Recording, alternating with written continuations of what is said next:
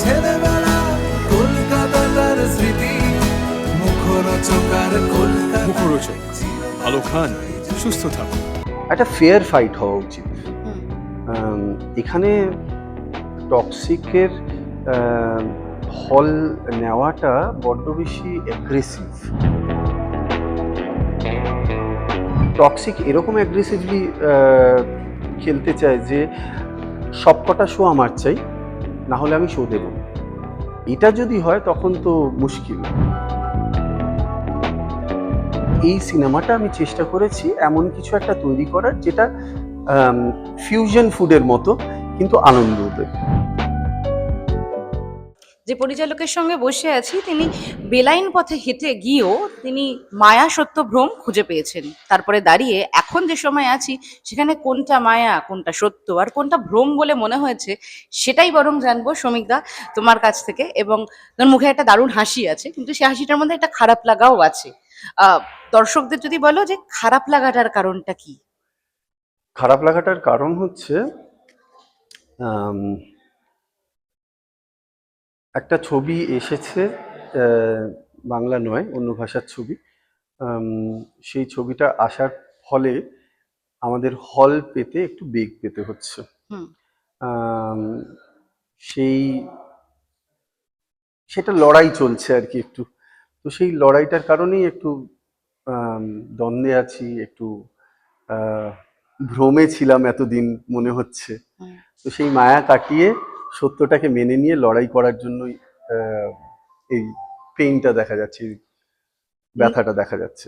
নিজের শহরে নিজের ভাষার ছবির জন্য তোমাকে এই লড়াইটা করতে হচ্ছে, তাহলে এতদিন সত্যি বলে কি জেনেছিলে? এতদিন ভেবেছিলাম যে যেরকম ফিল্মটার প্রোডাকশনে সবকিছু স্মুথলি হয়েছে, ফিল্মটা যেরকম এখানে তৈরি যত নিয়ম রয়েছে সেই নিয়মগুলো মেনেই তৈরি হয়েছে। মানে ভোটের আগে যে নিয়মগুলো সেই সময় সেই নিয়মগুলো মেনে চলা হয়েছে, এখন যে নিয়মগুলো সেগুলো এখন মেনে চলা হচ্ছে। তো আমার মনে হয় যে ব্যাপারটা রিলিজটাও স্মুথলি হওয়ার কথা ছিল। যদিও আমাকে অনেকেই বন্ধু বান্ধবরা সতর্ক করেছিল, কিন্তু তাও বুঝিনি এতটা কঠিন হয়ে যেতে পারে। তো আমি আর বিশেষ কিছু বলতে চাই না এই বিষয়ে, শুধু এইটাই বলতে চাই যে লড়াই চলছে এবং আমার ছবির তো নিজস্ব একটা মেরিট রয়েছে, দেখা যাক কি হয়। আচ্ছা, এই যে আমরা কথায় কথায় বলে থাকি না অসম লড়াই, কিন্তু যখন নিজের শহরে এই জিনিসটা হয় না, নিজের ভাষার ছবি নিয়ে, তখন লড়াইটাকে কখনো অসম মনে হয়? মানে আমরা কথায় কথায় বলে থাকি যে বাজেট বেশি, ওটা অনেক বেশি মাস আপিল আছে, এই কথাগুলো তো সত্যি আসে যখন একদম। একটা বলিউডের ছবি আসে বা একটা সাউথ ইন্ডিয়ার ছবি আসে। সেক্ষেত্রে দাঁড়িয়ে যখন নিজের শহরে এটা হয় তখন পরিচালক হিসেবে কোনটা বেশি মনে করায় যে আরো লড়াই করতে হবে, নাকি কেন করলাম, মানে আমি তো নিজের জন্য মানে শহরের জন্য করলাম, নিজের নিজের ভাষার মানুষের জন্য করলাম? আমার মনে হয় যে একটা ফেয়ার ফাইট হওয়া উচিত। এখানে টক্সিকের হল নেওয়াটা বড্ড বেশি অ্যাগ্রেসিভ। আমি বুঝতে পারি টক্সিকের মতন এত একটা বড় বাণিজ্যিক ছবি, সেই ছবিটা বাণিজ্য দেবে, বাণিজ্যিক ছবি সেই কারণেই বলা হচ্ছে সেটা বাণিজ্য দেবে। মানে এরকমও তো কোনো কথা বলা নেই যে কেউ তো কোথাও বলে দেয়নি মায়া সত্যভ্রম বাণিজ্য দেবে না। না, তাহলে কোথা থেকে এই জিনিসটা চলে হ্যাঁ আসে? মানে একটা হচ্ছে সিকিউর খেলা, না সেফ খেলা। আমাদের যারা হল মালিকরা রয়েছে তাদের তো নিজেদের নিজেদের বিজনেসটা চালাতে হবে, তাই জন্য তারা একটু সেফ খেলছে যে হ্যাঁ ওই ছবিটা এলে ওটা বাণিজ্য দেবে। এবার দুর্দান্ত কিছু হয়েও যেতে পারে, আবার ফ্লপও হয়ে যেতে পারে, এটা ওরাও সেটা জানে। এরকম কিন্তু বলিউডের প্রচুর সিনেমার হ্যাঁ, এক্সাম্পল আছে। কিন্তু একটা ট্রেন্ড তো রয়েছে, সেই ট্রেন্ডটা তৈরি করতে সক্ষম হয়েছে কারণ যারা টক্সিক তৈরি করেছে তারাই তার আগে অনেকগুলো ছবি তৈরি করেছে যেগুলো হিট হয়েছে। এবার সেই ট্রেন্ড সেটারদের কাছ থেকে ট্রেন্ড এটাই বলে যে ওটাও হিট হবে। তো সেই কারণে হল মালিকরা সেফই খেলতে চেয়েছে। হল মালিকরা হয়তো বেশি করে টক্সিককে শো দিত, আমাকে কম করে দিত। কিন্তু যদি টক্সিক এরকম অ্যাগ্রেসিভলি খেলতে চায় যে সবকটা শো আমার চাই, না হলে আমি শো দেব না, এটা যদি হয় তখন তো মুশকিল। হ্যাঁ, মানে আমার কাছে এই খবরটাই এসছে। হুম সত্যি মিথ্যা আমি যাচাই করে দেখতে পারিনি, কারণ আমার নিজের তো হল নেই, হুম তাই না? হুম তো আমার কাছে এই খবরই এসছে, আমার ডিস্ট্রিবিউটার আমাকে জানিয়েছে, এবং আমি অন্যান্যদের সঙ্গে যাদের সঙ্গে কথা বলেছিলাম তারাও আমাকে তাই বলেছে। এবার এখন আমাকে আম, কিছুটা হলেও কিছু মানুষ আশ্বাস দিয়েছে, বলেছে যে আগামীকাল অন্যান্য হল মালিকদের সঙ্গে কথা বলতে হবে, আমি নিজে গিয়ে কথা বলবো, হুম। সেগুলো যদি ঠিকঠাক হয় তাহলে হল বোধহয় পাবো আমরা। এই সময়টা অনেক দর্শকের কাছেই আমারই মতো, মানে কিছুদিন আগে হয়তো আমার কাছে ব্যাপারটা অস্পষ্ট ছিল, অনেক দর্শকের কাছে এই হল পাওয়া, ডিস্ট্রিবিউটর, এই সব এগুলোর সঙ্গে তারা খুব পরিচিত নয়, বা না, না, ভেতরের গ্রামারটার সঙ্গে তারা পরিচিত নয়। আমিই ছিলাম না। আচ্ছা, বেশ, তাহলে সেক্ষেত্রে দাঁড়িয়ে এক্ষেত্রে দাঁড়িয়ে কারা ডিসাইড করে, হল মালিক নাকি ছবির প্রযোজনা সংস্থা, কারা? হ্যাঁ, আমি এখনো পর্যন্ত যতটুকু বুঝেছি যে হল মালিক কিছুটা ডিসিশন নেয়, আর কিছুটা ডিসিশন যারা প্রযোজনা করে তারা নেয়। এবার আমি নিজে এই ছবির প্রযোজক, হুম সুতরাং আমাকেও এই মানে পুরো গেমটা বুঝতে হচ্ছে, আমি বোঝার চেষ্টা করছি।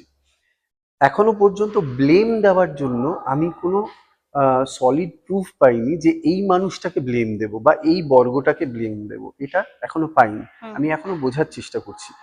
তবে ব্লেম গেমে কাজ নেই, যখন প্রযোজনার খেলায় নামতেই হয়েছে, বা অংশগ্রহণ করতে হয়েছে, নামতে হওয়াটা কথাটাকে ভুলভাবে ধরা যেতে পারে, তাই জন্য বলছি এই প্রযোজনার খেলায় যদি অংশগ্রহণ করতেই হয়, তখন আমার মনে হয় আমিও ধীরে ধীরে একটু গভীরে যাব, এবং ভবিষ্যতে যখন প্রযোজনা করব তখন আরো আটঘাট বেঁধে প্রযোজনায়।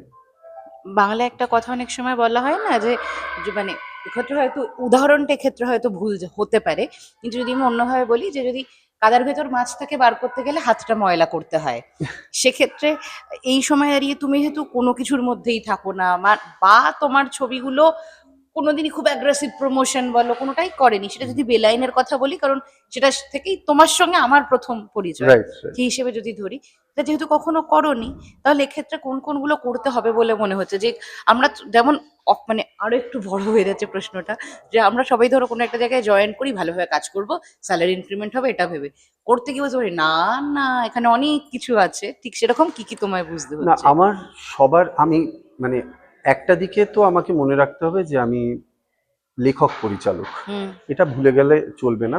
মানে প্রযোজক হয়ে গেলেও এটা ভুলে গেলে চলবে না যে হুম এই হুম এ দুটো আমার প্রথম।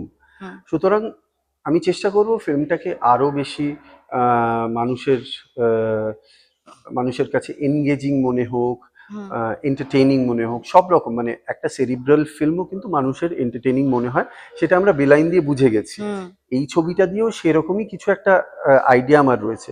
এবার যদি সত্যি সত্যি আমাদের কাছে সেই রিসোর্সেস থাকে যে আমরা ম্যাসিভ প্রমোশন করব, তাহলে করব। আমার রিসোর্সেস নেই বলে ছোট করে হবে প্রমোশন হবে করছি। তো এবার যেটাতে আমি ফোকাস করছি এখন, যে স্ট্র্যাটেজিক্যালি প্রমোট হুম করার চেষ্টা করছি। আর আম, ছবিটা দেখুক মানুষ, বেশি মানুষ, এবং ছবিটা সম্পর্কে কথা বলুক, সেটাই চাইছি, সেইভাবেই এগোচ্ছি। আহ, পরবর্তী ছবিতে যখন যেরকম তুমি বলছো যে রিসোর্সেস হবে, হুম হুম। যখন হবে তখন স্ট্র্যাটেজিও অন্য হবে। আমরা শুধু জটিলতা নিয়ে কথা বলবো না, আমরা একটু মায়া সত্য ভ্রম নিয়ে কথা বলি। সিনেমাটা জাস্ট শুরু হবে, তোমার একটা স্পেশাল স্ক্রিনিং এ, তার আগে থেকে তোমাকে আমরা হাইজ্যাক করেছি। ছবিটার ব্যাপারে যারা অবগত নয় তাদেরকে যদি একটু বলো ছবির বিষয়বস্তু কি। এই ছবিটা না একটা সাইকোলজিক্যাল স্পিরিচুয়াল থ্রিলার, যেটাতে একটা ছোট্ট হিন্ট অফ সায়েন্স ফিকশন আছে। তো এই যে জনরা মিশ্রণ রয়েছে, যেটা বেলাইনেও শেষে গিয়ে জনরা চেঞ্জ হয়েছে, এক্ষেত্রেও সেরকমই।